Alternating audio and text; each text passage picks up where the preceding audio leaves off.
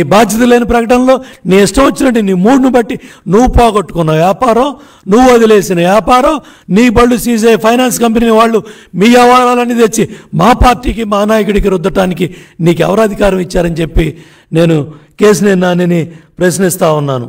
ఏదైనా తీసుకో, విజయవాడ నగరంలో గత 5 ఏళ్ళు తెలుగుదేశం ప్రభుత్వ హయాంలో చేసిన పనులు.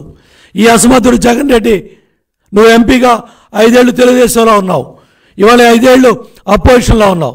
ఢిల్లీ నుంచి ఏం తెచ్చావో చెప్పు. రాష్ట్ర ముఖ్యమంత్రితో దెబ్బలాడి ఏం చేసావో చెప్పు. ఇవాళ 68,000 కోట్లు చంద్రబాబు నాయుడు గారు ఇరిగేషన్ రంగంలో ఖర్చు పెట్టారు. పోలవరాన్ని 72% తీసుకెళ్లారు. పట్టిసీమ సంవత్సరం కాకుండా పూర్తి చేశారు. ఇవన్నీ ఆయన గొప్పతనం, నాయకుడు గొప్పతనం, నాయకుడు విజనరీ, నాయకుడు ఆలోచన. దాన్ని దేవినేని ఉమాతో చేపిస్తాడు, ఎల్లయ్యతో చేపిస్తాడు, పుల్లయ్యతో చేపిస్తాడు. ఆ సమర్థత మా నాయకుడు చంద్రబాబు నాయుడు గారికి ఉంది. ఇవాళ బండి కింద కుక్క, బండి వెళ్తా ఉంటే కుక్క నేనే బండి మోస్తానని కుక్క మొరిగినట్టు బాధ్యత లేకుండా ఎవరో మొరగకూడదు. ఇవాళ అధినాయకుడు, ఆయనకున్న విజనరీ, ఈ రాష్ట్ర అభివృద్ధి కోసం అమరావతి వైభవం ఉన్నప్పుడు విజయవాడ నగర వైభవం ఎలా ఉంది?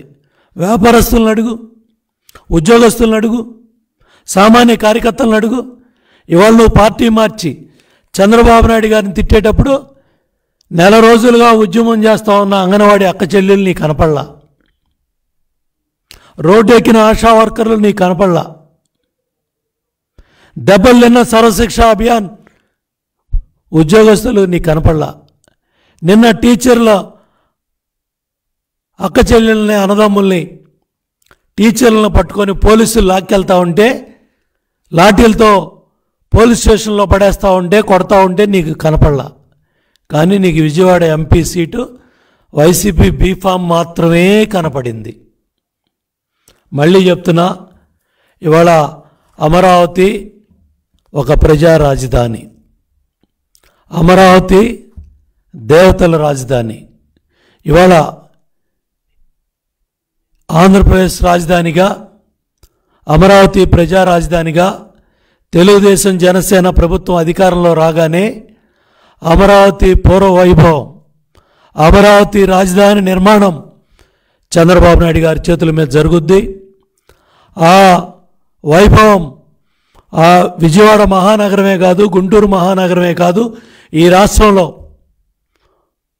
అన్ని పట్టణాలు, నగరాల్లో కూడా ఏ ప్రాంతంలో ఏ అభివృద్ధి అనేది చంద్రబాబు నాయుడు గారు, తెలుగుదేశం పార్టీ ఎప్పుడో చెప్పింది. అవన్నీ చేసి తీరుతాం. ఇవాళ ఉద్యమం చేస్తూ ఉన్న అమరావతి ఉద్యమకారుల్ని, రైతుల్ని, మహిళల్ని కించపరుస్తూ ఇవాళ అవినీతిపరుడు జగన్ రెడ్డి పంచన చేరి ఇష్టారాజ్యంగా నోటికొచ్చినట్టు మాట్లాడి ఇవాళ కేసినేని నాని తన నోటి దురదని చూపించాడు. మొన్న తిరువూరు సంఘటన, కృష్ణా జిల్లా విజయవాడ ఏదైతే సమన్వయ కమిటీ ముఖ్య నాయకులందరూ కూడా ఆ రోజు సమావేశం అయితే 3:30 గంటలకి తిరువూరు పార్టీ కార్యాలయంకి వచ్చిన మీరు, ఆ రోజు మీరు చేయించిన విధ్వంసం, ఒక ఎస్సీ ఇన్ఛార్జ్ సేవల దేవదత్ గారిని మీరు మాట్లాడిన దుర్భాషలు, మీరు తిట్టిన తిట్లు, ఆ రోజు మీ సమక్షంలో ఆయన మీద పడ్డ కుర్చీలు, మీ సమక్షంలో ఆయన మీద మీరు చేయించిన దాడి మీ మనుషులతో, వీడియోలు, టీవీలు, సోషల్ మీడియా అవన్నీ చూంచింది కేసినేని నాని.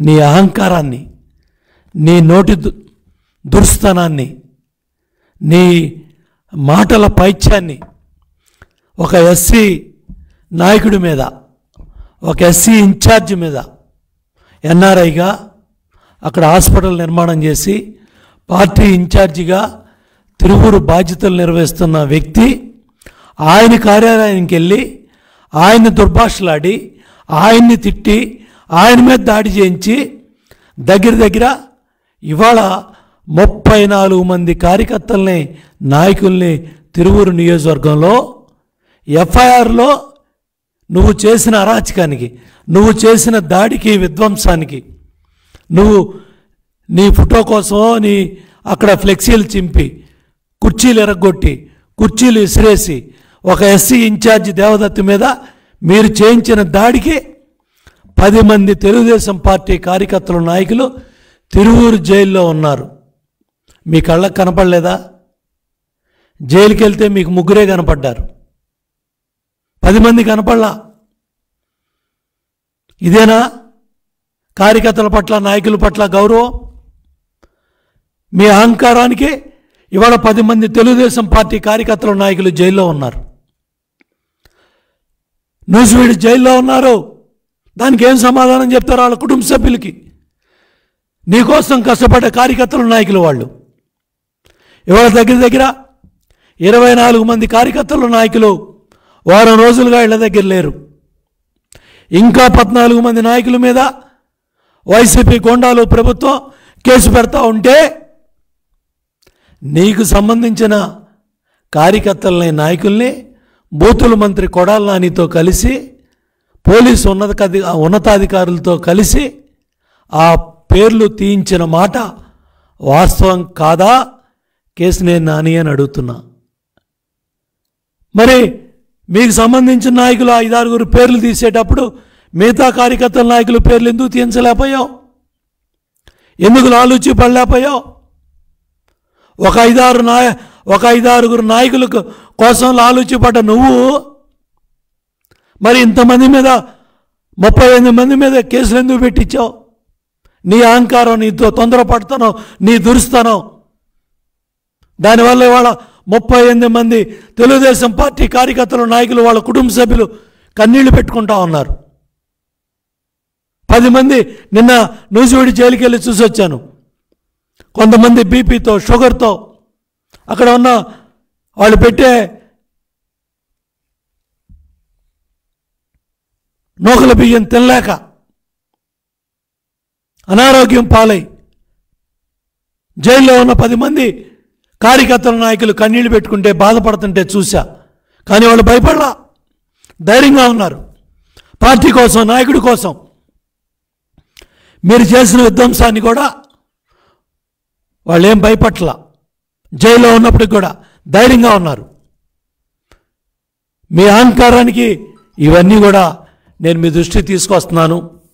ఇవాళ ఏదైతే మరి మీ ట్రావెల్స్లో బస్సు విషయాల్లో కానీ, మీ బస్సులు ఫైనాన్స్ కంపెనీలు సీజ్ చేయటం కానీ, మీ వ్యాపారాలు మీరు వదులుకోవటం కానీ, ఇవన్నీ తీసుకొచ్చి తెలుగుదేశం పార్టీకి, మా నాయకులకి మీరు ఆపాదించొద్దు. దగ్గర 7 ఇన్ఛార్జీలు నియోజకవర్గంలో ఎందుకు ఈరోజు మీకు దూరంగా ఉన్నారు? మీ నోటి దోలకి ఎందుకు దూరంగా ఉన్నారు? మీ అహంకారానికి ఎందుకు దూరంగా ఉన్నారు? ఇది మీ అహంకారం కాదా? మీ అసమర్థత కాదా? మీ చేతకాంతనం కాదా? దాన్ని మీరు పార్టీకి, నాయకుడికి ఆపాదిస్తారా? మీ వ్యక్తిగత ప్రయోజనాల కోసం, మీ రాజకీయ అవసరాల కోసం 2 సార్లు బీఫామ్ మీకు ఇచ్చారు ఎంపీగా. మీ కుమార్తెకి కార్పొరేటర్గా తెలుగుదేశం పార్టీ తరఫున విజయవాడలో బీఫామ్ ఇచ్చారు. మేయర్గా మీరే స్వయం ప్రకటిత మేయర్గా మీరే ప్రకటించేసుకున్నారు. ఎవరన్నా అడ్డం పడ్డారా? మీ ప్రకటనలకు మేమన్నా అడ్డం పడ్డావా? లక్షల కోట్లు అవినీతి చేసిన అవినీతిపరుడు పక్కన చేరి నాయకుడు చంద్రబాబు నాయుడు గారిని విమర్శించడం అంటే తల్లిపాలు తాగి రొమ్ము గుద్దటమే. అది తల్లిపాలు తాగి రొమ్ము గుద్దటమే. 2 సార్లు బీఫామ్ ఇచ్చి 2019లో పార్లమెంటు సభ్యుడిగా నీకు టికెట్ ఇస్తానన్నప్పుడు, నీ దగ్గర డబ్బులు లేవన్నప్పుడు 7 శాసనసభ్యులుగా నుంచున్న అభ్యర్థులు ఖర్చు పెట్టారు తప్ప, పార్టీ ఖర్చు పెట్టింది తప్ప, ₹1 ఖర్చు పెట్టావా? గుండె మీద చేసుకొని చెప్పు. 2019 ఎన్నికల్లో 7 శాసనసభ్యులు, పార్టీ నాయకత్వం వాళ్ళు ఖర్చు పెట్టుకొని నిన్ను గెలిపించారు ఎంపీగా. నువ్వు చేసిన ఘనకార్యం ఏంటంటే వైసీపీ నాయకులతో లాలుచిపడి ఎమ్మెల్యేలతో లాలుచిపడి నాకు ఎంపీ ఓటు వేయండి, ఎమ్మెల్యే ఓటు మీ ఇష్టం. ఎప్పుడన్నా విజయవాడ పార్లమెంటు పరిధిలో శాసనసభ్యుడికి పార్లమెంటు అభ్యర్థికి సమానంగా ఓట్లు వచ్చే అంత క్రమశిక్షణ గల పార్టీ తెలుగుదేశం పార్టీ.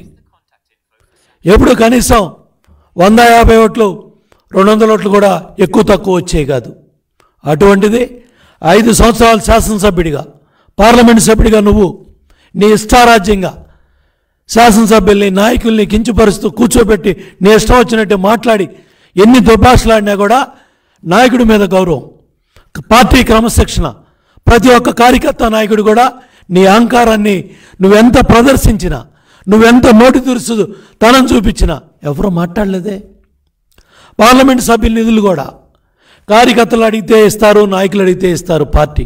కానీ నీ ఇష్టం వచ్చినట్టు వైసీపీ శాసనసభ్యులకి ఇచ్చినా కూడా ఏ ఒక్క నాయకుడు కూడా నిన్ను ప్రశ్నించలా, ఏ ఒక్క కార్యకర్త కూడా నిన్ను ప్రశ్నించలా. ఎందుకంటే పార్లమెంటు సభ్యుడిగా నీకున్న అధికారాన్ని నువ్వు విచ్చలవిడిగా నువ్వు ఏ రంగులు వేసుకున్నా, ఏ రంగు మార్చినా,